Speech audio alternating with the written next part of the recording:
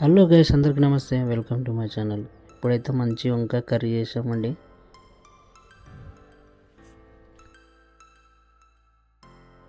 అన్నం కలుపుకొని ముద్ద పెట్టుకొని తింటుంటే సామరంగా ఎంత బాగుంటుందో చూడండి, ఎంత బాగుందో.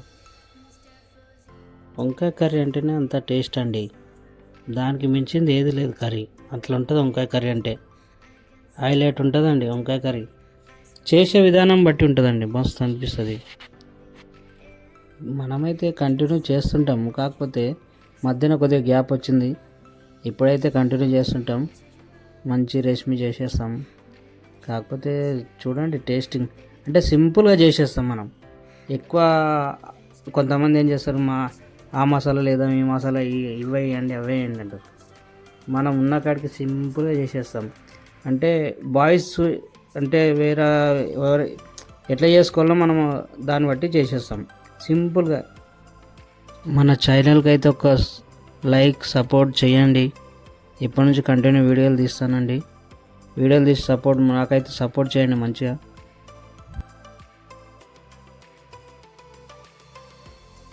ఇంకా ఏమేమి కర్రీస్ చేయాలో కామెంట్లో పెట్టండి ఫ్రెండ్స్, చేసేద్దాం.